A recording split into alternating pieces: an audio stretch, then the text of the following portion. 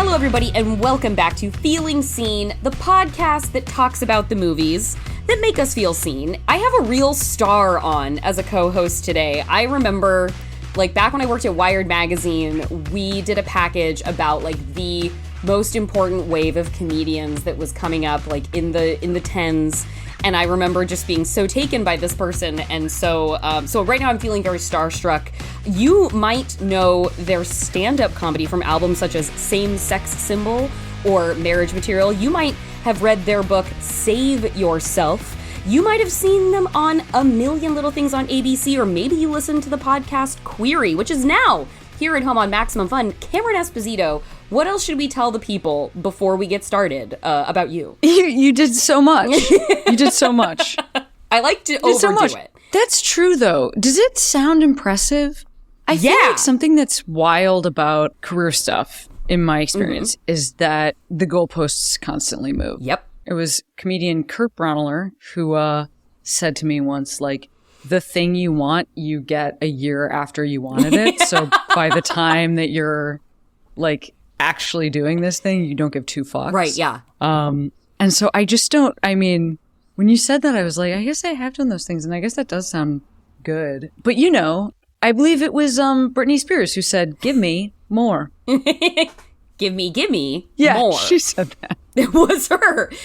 Both of those quotes. That was her. She did. She said both of those. She did say both. And it was, the package that we were doing on comedians at the time at Wired was centered around, the gigantic gig economy that comedians, in order to sort of ace the game now, had to be so multidisciplinarily successful to sort of break through and be the people of the moment. It was you got to be podcasting, you got to have a Twitter game, you should be developing a show, popping up on sitcoms here and there. The whole point of it was that the gig economy of comedy was something that you and this class of people we had kind of anointed as those who were sort of mastering the hustle. So and I would imagine, I don't know if it's become more since that era of the mid-tens.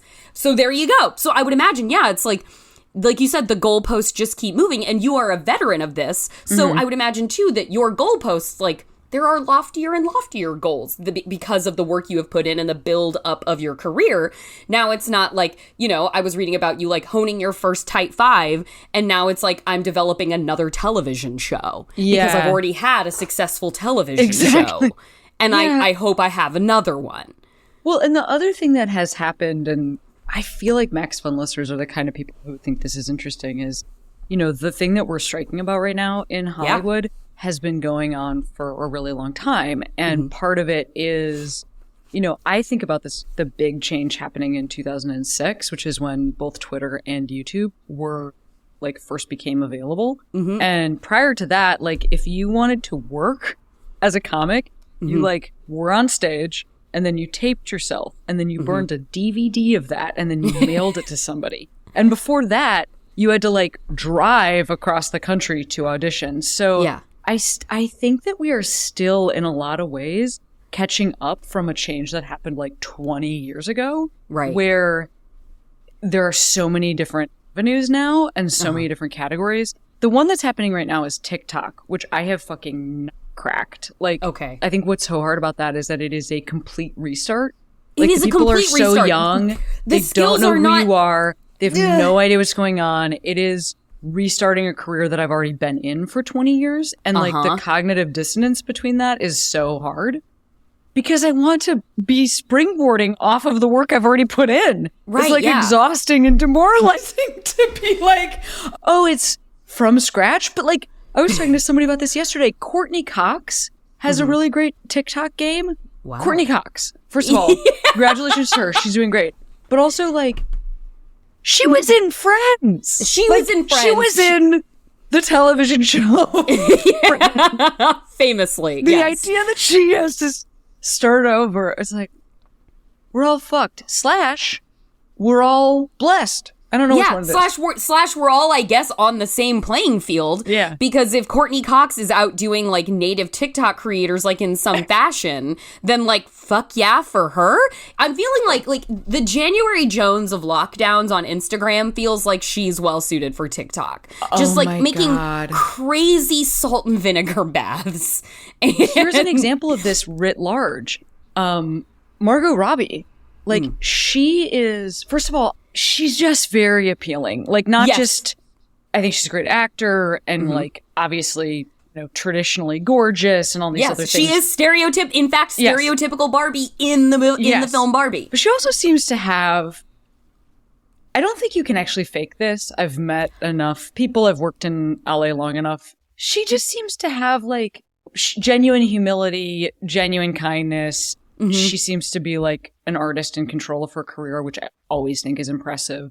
So I just think she seems like a real sweetheart overall. But like, even she had to, you know, like really create the momentum for I, Tonya herself. Like, she is the reason that got made. She is the reason that property was developed. And like, she could have chosen to stay in the like Harley Quinn camp. Like, that is a direction she was being pushed in, but her own desire to like expand her options is why she is in a mainstream release that's supposed to appeal to everybody, but does have some like transgressive, if mildly from 10 years ago, beliefs. Right. Yes, absolutely. It's a, hey, in case you missed it. Like, here, like, let's put this out in note card form for you so you can, flashcard form. That's so funny. You can, like, catch up to us real quick. Yeah. Yeah. You know, I think this does actually get us into the conversation that we're going to have here today, because talking about people whose presences just bend gravity around them. Good transition. The two stars of this film, as we ask, like, who is the character that you have felt represented by in film, and you came with one of my favorite, most seemingly audacious answers I've ever heard, which is Corky in Bound. Thanks. You seem uncomfortable. Do I make you nervous, Corky? No. Thirsty, maybe. Curious, maybe. That's funny. I'm feeling a little bit curious myself. Why is it audacious? Because of how fucking hot she is? Yeah. Is it because of like seeing a person and being like, I think I'm that, and then the person I've chosen is like a top tier pinnacle person? Is that why it's audacious? It was famously, I feel like, perhaps best hair in the game in comedy. Like yourself, a stunning presence.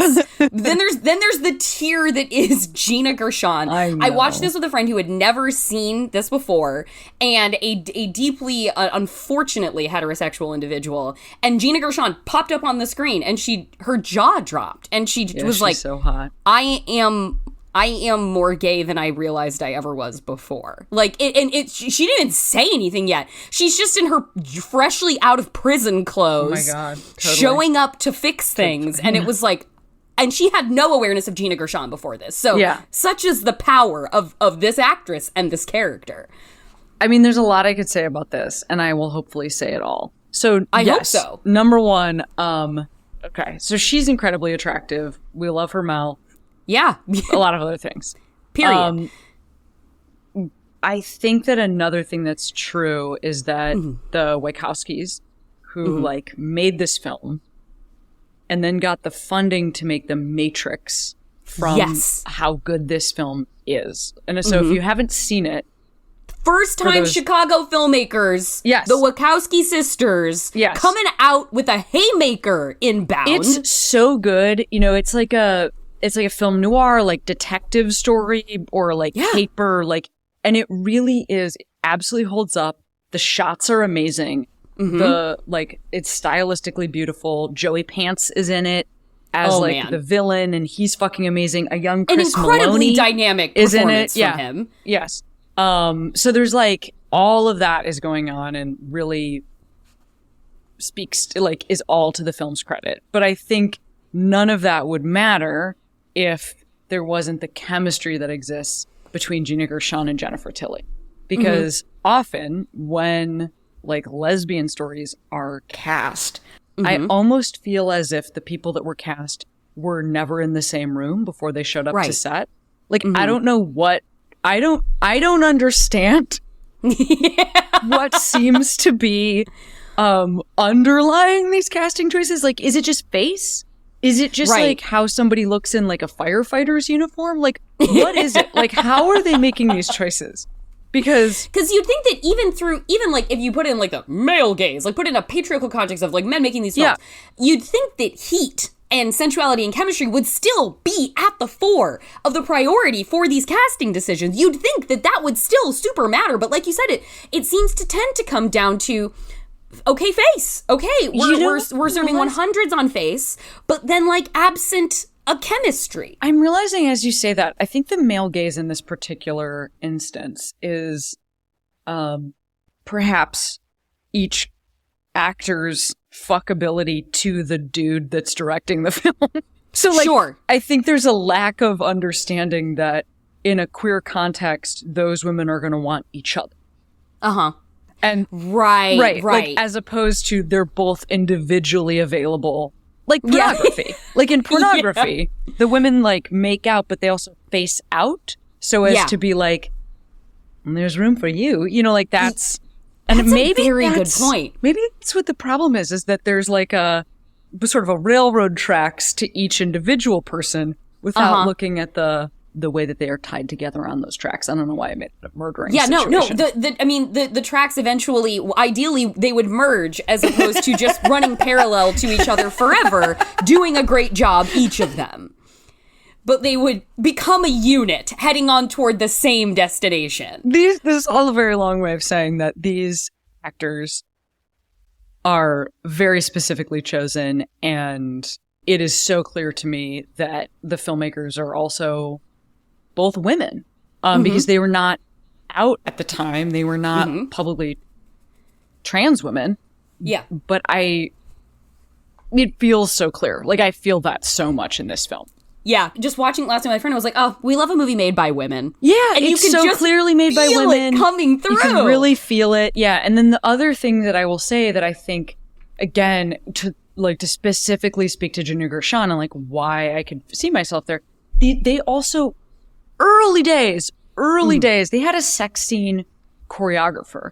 Annie Sprinkle came in as a sex scene choreographer, and now we know that like intimacy coordinator, that's a job on Hollywood sets, but this film predates that by decades and decades. And the idea that, like, we maybe shouldn't be the ones deciding this. We maybe don't even have the answers yet on how this would look, that they brought somebody in. I think it, like, looks right.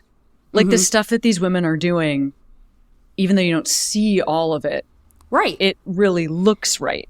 And so that like almost like it's like a drone shot around like the sex scene that gives you like the 360 and yet still obscures for the imagination. Absolutely. Even though they flirt with each other, like the eye contact that they make, like it all feels correct. You're doing all the work yourself? That is so amazing. I am so in awe of people who can fix things. My dad was like that. We never had anything new. Whenever anything was broken, he would just open it up, tinker with it a little bit, and fix it. His hands were magic. I'll bet your car is 20 years old. Truck. Truck, of course. 63 Chevy. I knew it.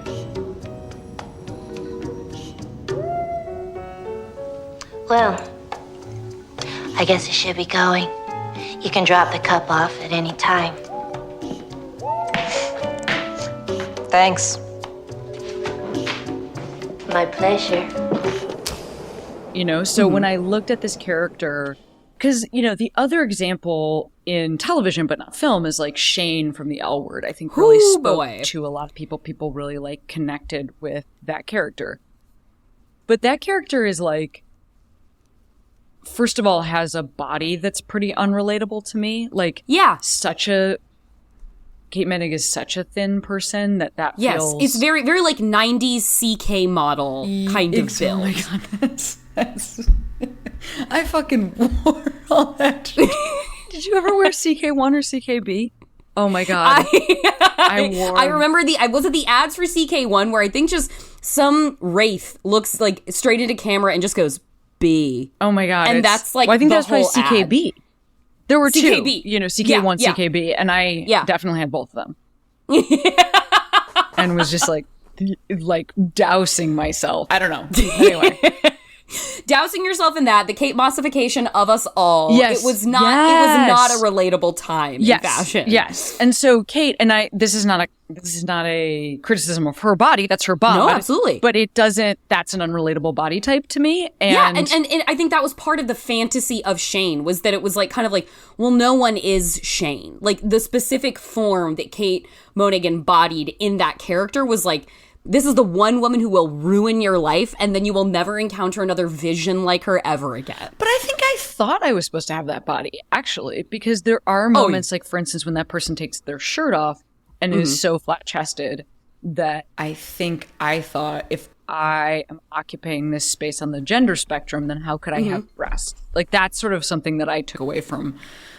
And it's not like Gina Gershon is, like, buxom. I mean, Jennifer Tilly is positioned as buxom in this film.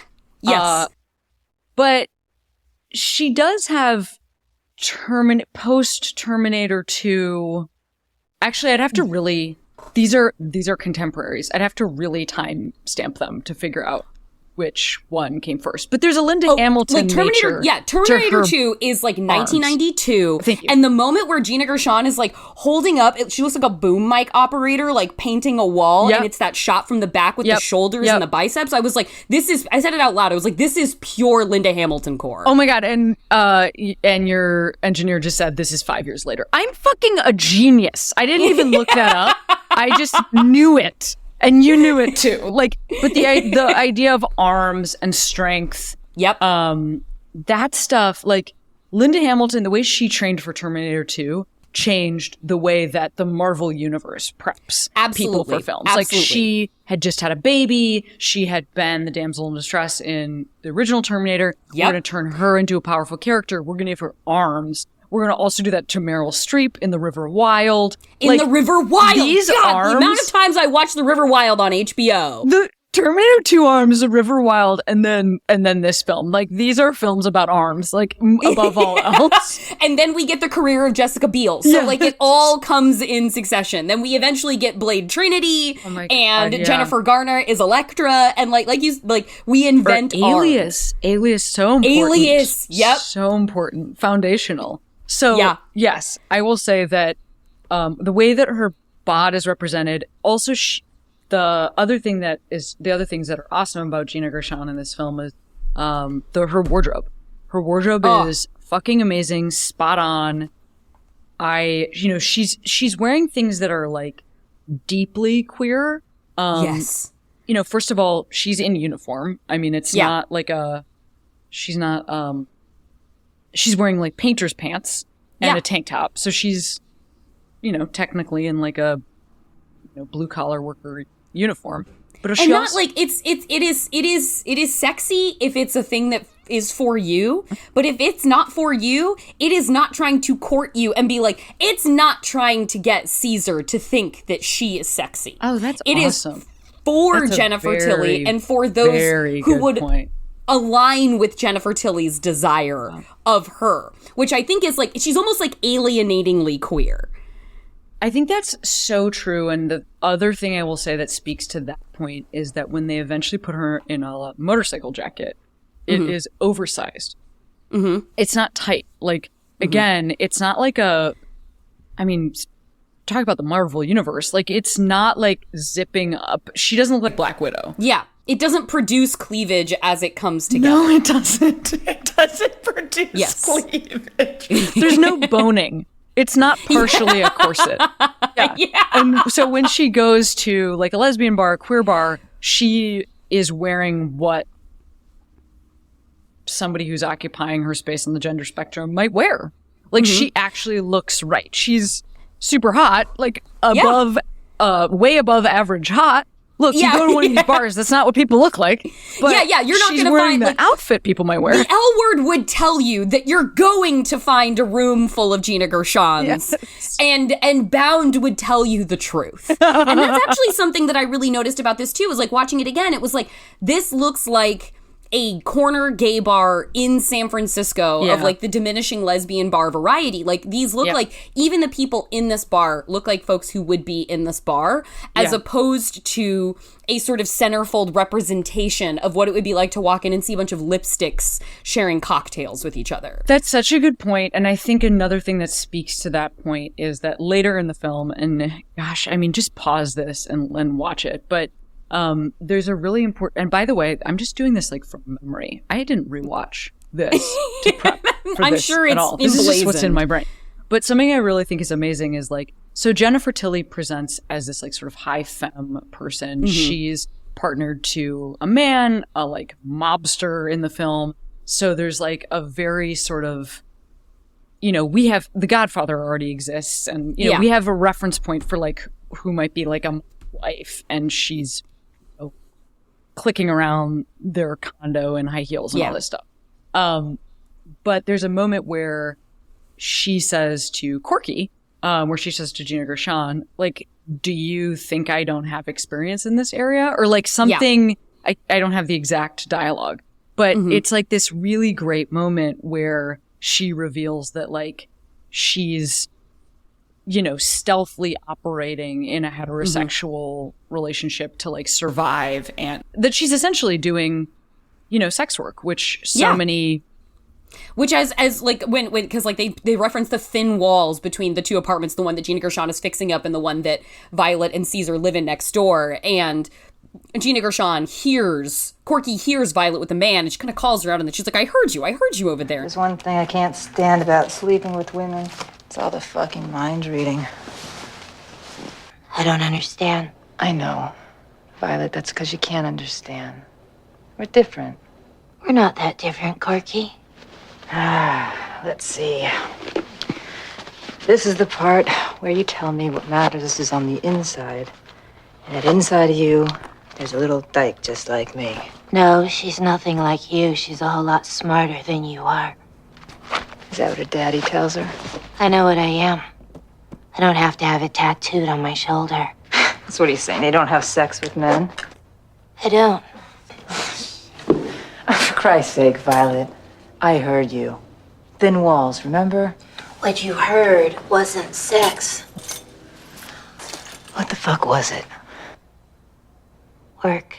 Yep. And then she like sits and like after, you know, Corky's been on her high horse about sort of like, are you a gold star gay or aren't you? Yeah. You know, Violet puts her in her place and kind of basically like calls her an idiot for making assumptions about her. And it's actually a really incredible scene after they have clearly like had sex and Corky's like putting her clothes back on. Yes.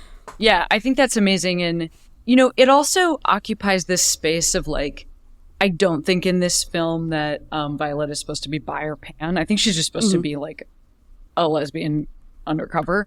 I agree. But I think also just somehow that creates space, even though that's not her particular situation. This conversation about assumption is like, I listened to a NPR podcast yesterday where somebody was talking about this because this woman has released this book that's called Moby Dyke. It's about like lesbian bars disappearing in the US, and like the conversation that she had with Jen White, this NPR anchor. It's like,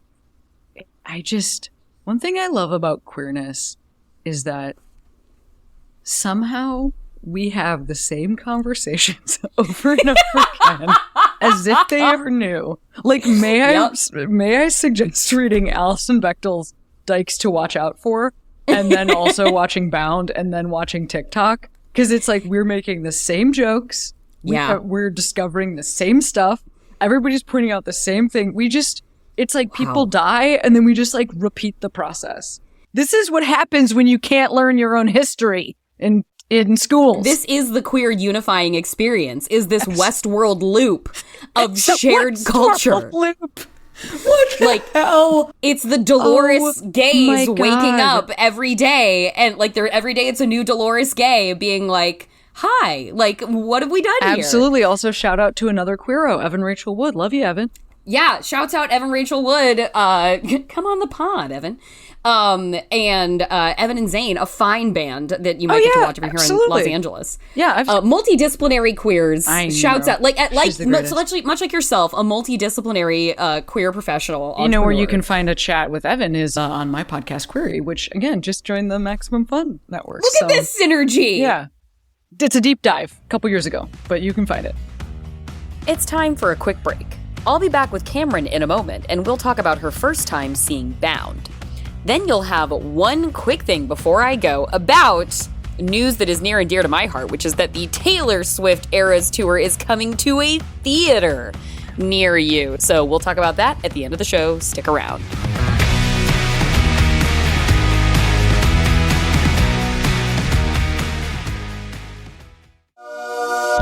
Somewhere in an alternate universe where Hollywood is smarter. And the Emmy nominees for Outstanding Comedy Series are Jetpackula, Airport Marriott, Thruple, Dear America, We've Seen You Naked, and Allah in the Family.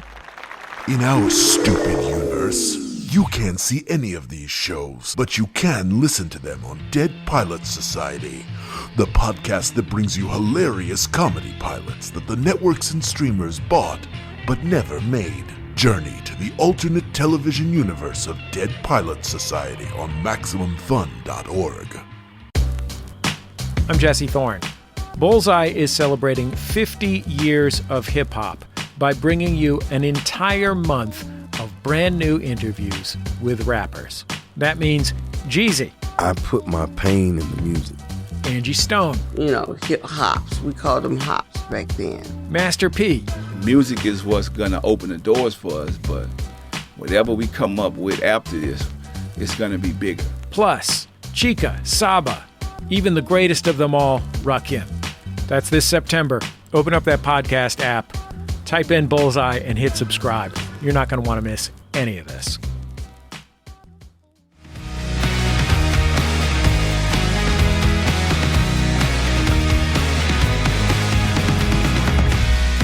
Welcome back to Feeling Seen. Today my guest is comedian, actor, and now my fellow Max Fun podcaster, Cameron Esposito. We're talking about 1996's Bound, and in particular, Gina Gershon's character, Corky. Fan yourselves. It's okay. Take a moment.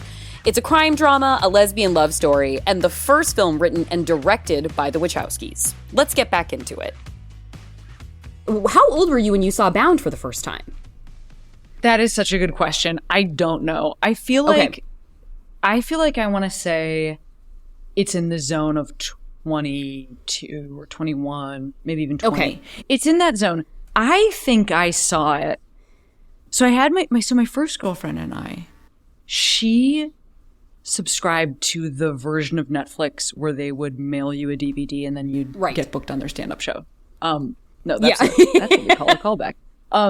Where they would mail you a DVD. And I, first of all, when I look at the idea, this is so amazing because also lesbian films, it's hard to get copies of them. I have a collection to this day of like VHS and Blu-ray and DVD films. I don't even have anything to play them on. That makes you like a preservationist. Hang on you are an archivist. Do I have a copy of Bound? I'm going to look. Just hang on one moment. Okay, go. Hey, there it is, on disc. I have a DVD copy of Bound. Amazing. Yeah, so I think I first watched this during the era of Netflix where they would mail videos to your house. Mm-hmm. You're not, oh my God, I just killed them videos. I am 1,000. I'm also basically 1,000. I'm a geriatric millennial. Yeah. I'm at the edge. I'm the oldest millennial you can be. That's okay, but like before you fall into the Gen X exactly. category. There's like an actual me. I am the last one about to fall off the cliff, standing on the border between Arizona and New Mexico, straddling the two. Absolutely. But something I love about this era is like there were so few copies of these films that look, I'm not trying to suggest this to the government. Well, there isn't. This is broken now but if they had, for instance, fingerprinted like the one copy of Bound that I think was being mailed to every lesbian's house in succession, they would have been able to create a database that like for sure the incoming Republican president is going to want to have. Like, I mean, obviously we know Donald Trump is going to be in prison. So like whoever gets it, wherever that governor comes from, they are going to wish that Netflix, they are going to send Arnold Schwarzenegger back in time to fingerprint the one copy of Bound that was being mailed to every lesbian house. That will be the first version of the L Words chart, is Bound circulating through the lesbian population. Yeah, absolutely. Because I've read you talk about how, like, in high school, you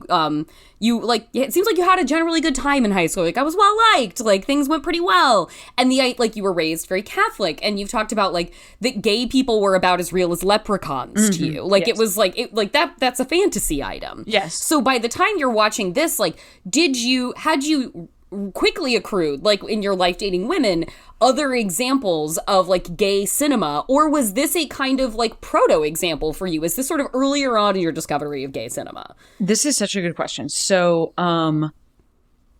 there were some movies in high school that, without understanding why I rented them, watched them in my basement. So things that fall in that category are like Boys Don't Cry, foreign films. There's a movie called Fucking 'Em All that Fucking 'Em All, a tremendous film. Yeah.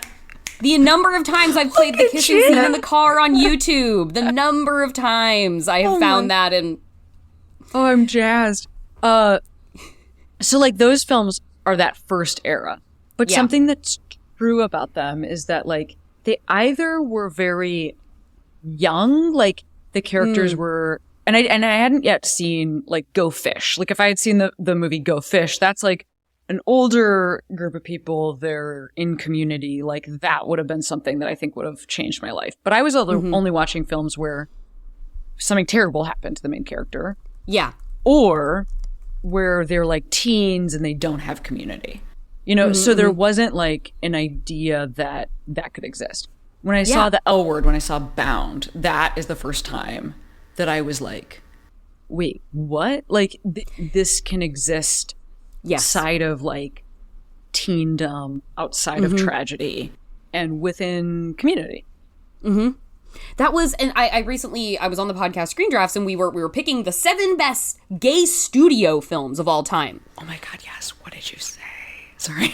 Well, Myra Breckenridge is on there, and it is a high placement. So wait, I don't even know what you're talking about, and I have missed nothing. Myra Breckenridge is an adaptation, I think, of the book of the same name by Gore Vidal, and I think he might have wrote the screenplay too. And it opens on a gender confirmation surgery of a man transitioning to become Myra Breckenridge. It takes place in like an Italian, like hyper stylized disco hospital where a nurse just has a cigarette dangling out of her mouth the entire time. But Myron becomes Myra, who is Raquel Welch.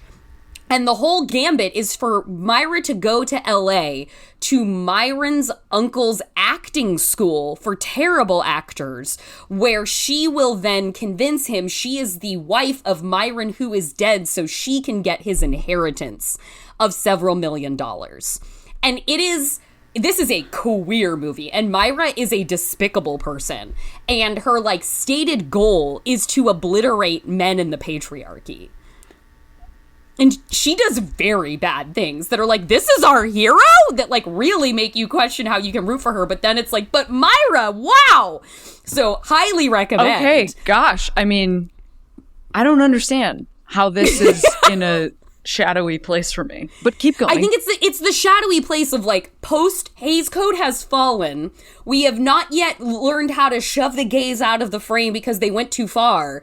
And it's, like, very much in the vein of, like, John Waters feels like he would love Myra Breckenridge. And it came out, as producer Marissa is telling us, it came out in 1970. So, like, that sweet spot of 3 years post-production code collapsing and it just becoming the wild fucking West. Okay, all right. But the only reason I bring that up is because we talked so much in that, it was me and Adam B. Very, a writer for Variety, and we talked so much about, like, what did tragedy on this list mean to us? Like, how much gay suffering did we want to put on a list with only 7 spots?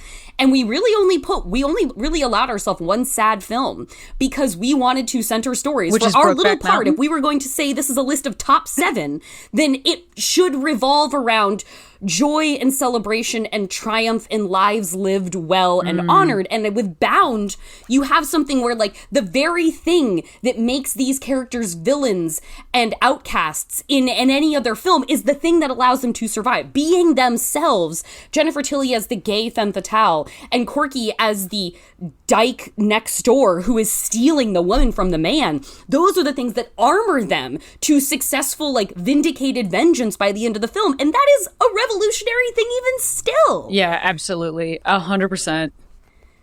I mean, I was in a show, and in that show, my character marries a woman who previously was married to a man. And this happened this year.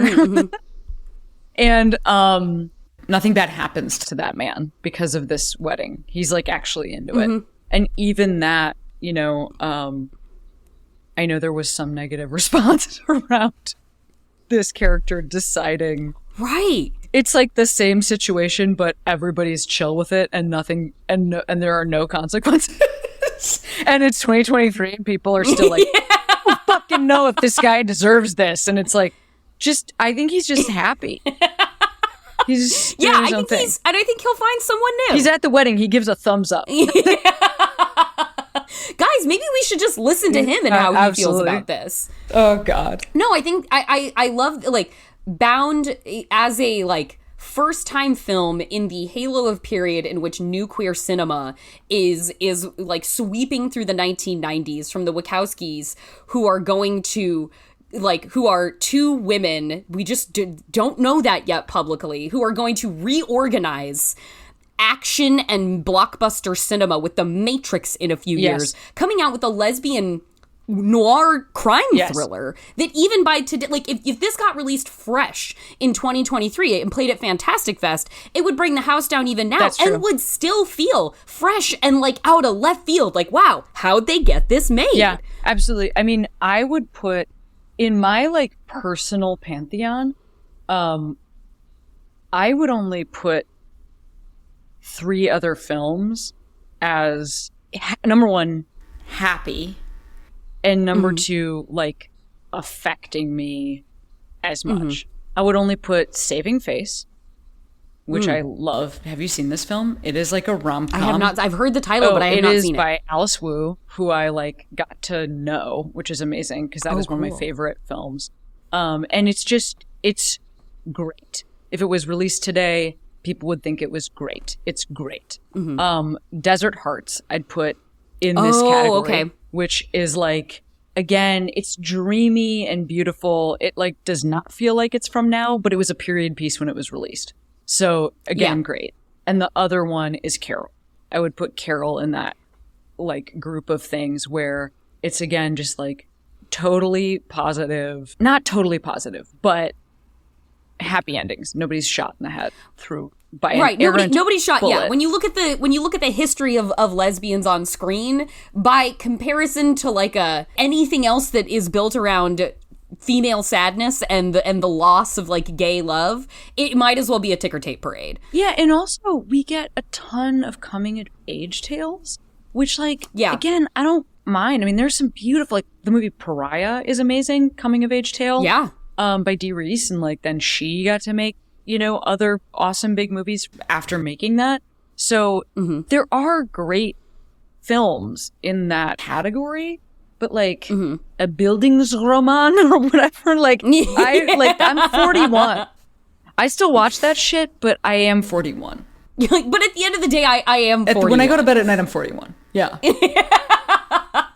Well, and what is, you know, as somebody who is platformed, like, constantly with their comedy and then, like, with the podcast, like, in conversation with people about their lives and their truths, what role this time where, you know, I feel like we were allowed a sort of minute of queer joy slightly unencumbered with triumphs around like institutional recognition around marriage, which though like a sort of a homonormative structure and not necessarily like a queer activism point, like is valuable in this society. How do you consider conversations about like queer joy or queer rage or vindication, like these sort of the spectrum of positive, if embattled, aspects of queer life at a time when things are under a renewed kind of assault, it feels like, that resembles the bad old days? The thing that makes, I think, honestly, for me, I think it might be the most beautiful lesbian film that's ever been made.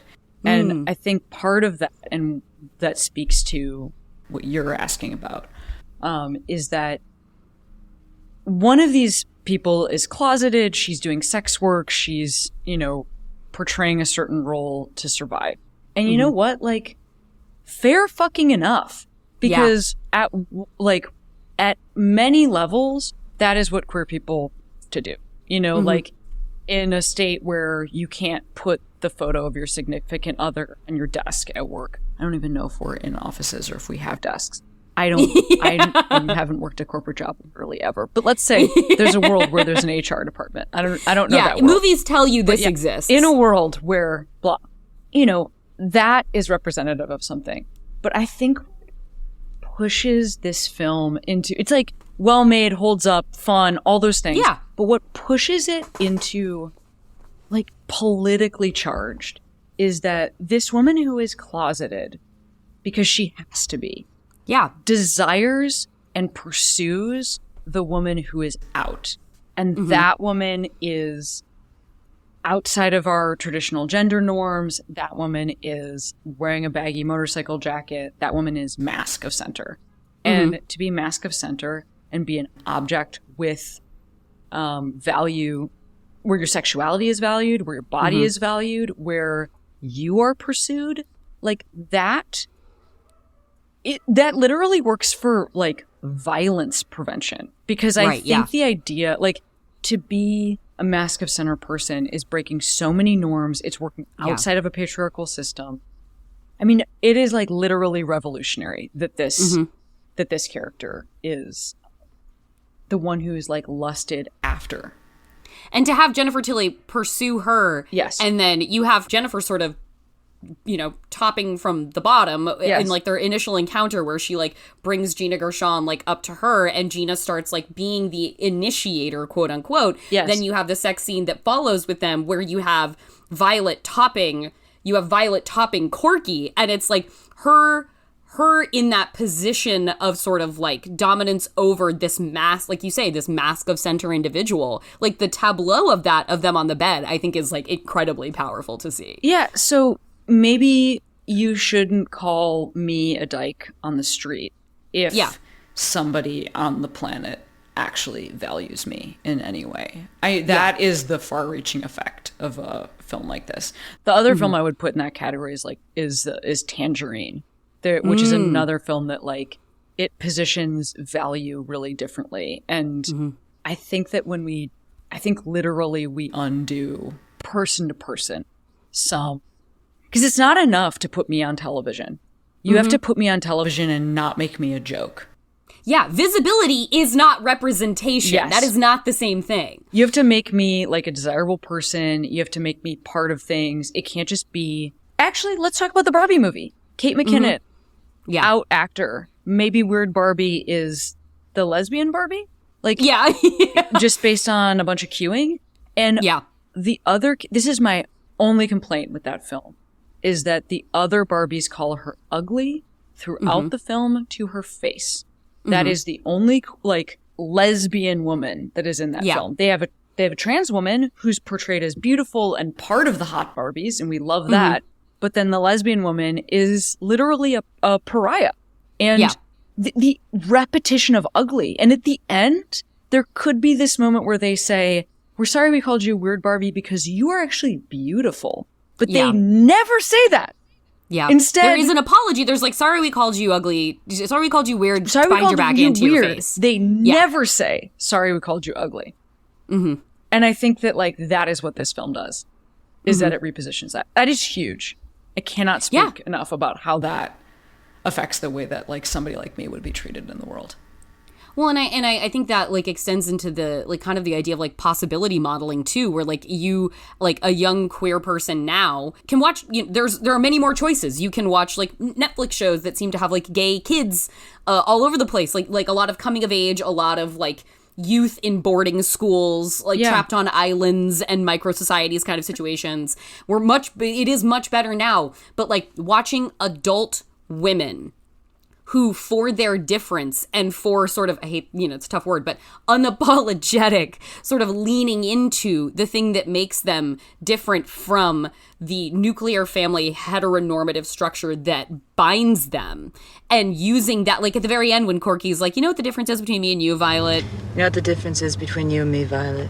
No. Me neither.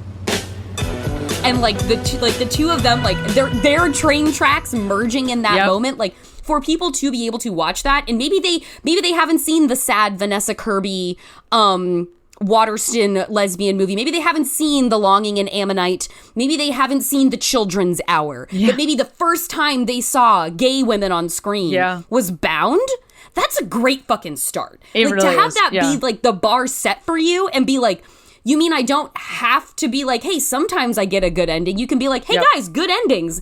Then when you see something sad down the line, you're like, fuck, I like some sad sometimes, but I like that good ending I got better. Like, I want to align myself with who I can be based on somebody who's allowed a good ending. 100%. And the final thing that I will say to your listeners is, yes, I always love to give people like, this is your moment. Here's your like moment of what can you do? Here is your moment of action.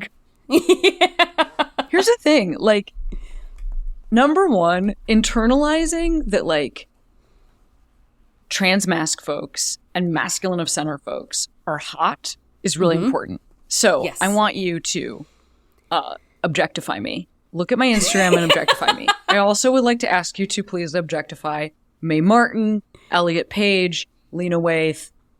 Queen Latifah is hot. Like, I want you to identify that, like, really looking at these folks, like, if you, like, understanding that there's something there that can make, you know who I think is so hot is Jason Momoa. That doesn't challenge my sexuality. Jason Momoa has never been hotter than in Fast X when he plays like a pansexual demon. Absolutely. I love him so much. I love him in everything he does. I think he's so hot. If I can admit on this podcast that I think Jason Momoa is hot, you can really invest in a hyper-masked Gina Gershon. It's not even hard.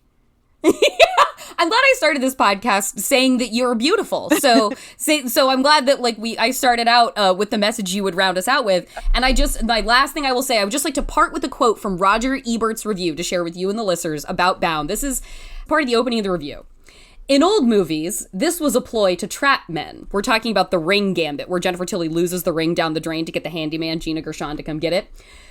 But for about 10 years, I've noticed that the only movie characters who seem to do household tasks anymore are lesbians. There's always a scene early in the movie showing them caulking something. And Roger Ebert is saying this with pure praise. He loved this film. But here's to the caulking lesbians of Bound, and apparently every movie in the 10 years leading up to its release, according to Roger Ebert. Also, shout out to Roger Ebert. Like, defying societal expectations himself. In an interracial marriage, constantly in support of, like, women-led and queer films. No, Roger was an ally. He was an ally! Roger was an ally, in a truest sense. He was the man never made a show of it. He just was it. It was matter-of-factly simply true. Just, he looks like a stodgy guy who golfs with my father. But if he does, or if he did, he was bringing a different sentiment. Well, Cameron Esposito, thank you so much for your time, and thank you so much for bringing this masterpiece to the podcast today. I gotta say, I felt so seen and matched in the complete depth of your knowledge around this film. I'm so happy to hear that. I also feel like I can't believe the depth of my knowledge. Like, I really hope the listener understands that this was just I mean, at least in my case, and I think in your case, a lot of this just off the top of our... No, this is off the dome. This is off the dome. Yes. This is passion project levels of... Thank you, Cameron, and we so appreciate your time. Yeah, thank you for having me.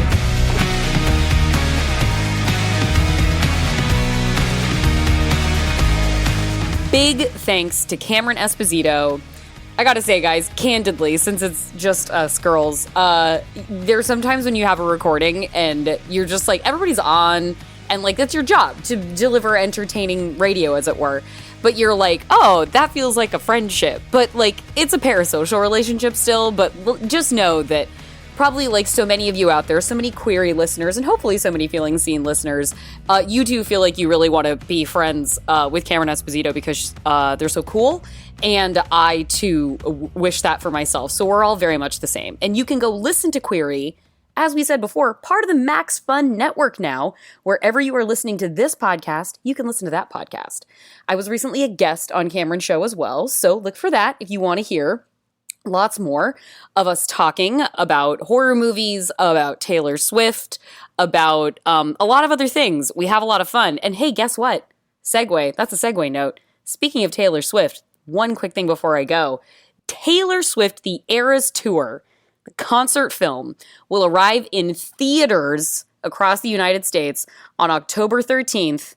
And this tour is on track to be the perhaps among, if not the most profitable concert tour in history. Taylor is out here giving you 3.5 hours a night of 17 years of her music, and the people are rewarding her by making it the all-time tour. So Swifties, way to go. New Swifties, welcome, hello. It's a big tent. You can always come in. Bring your friends, bring your family. We're having a great time. Exhibitors, you guys. Exhibitors, these are just predictions. These are just predictions. People love to predict. But like...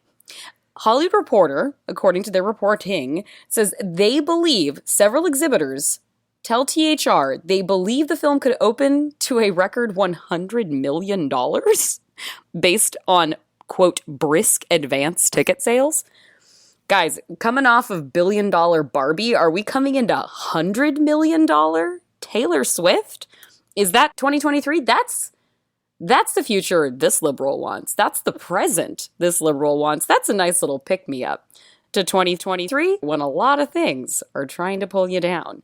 I'm so excited to go experience the Eras Tour for a third time on the big screen. It was filmed. If it was filmed over one night, it was her first night playing at SoFi Stadium in Los Angeles. I was at the next two shows after that. Okay, brag. And so I can't wait to see A Night That I Missed.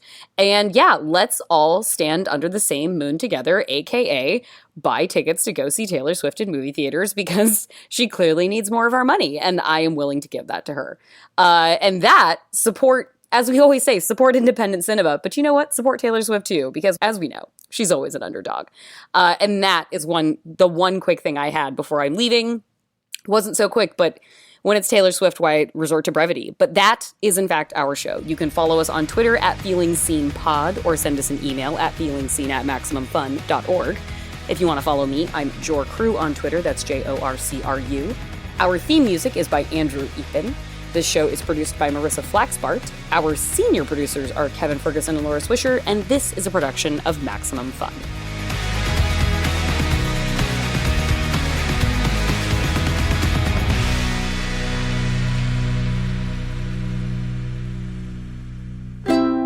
Maximum Fun, a worker-owned network of artist-owned shows, supported directly by you.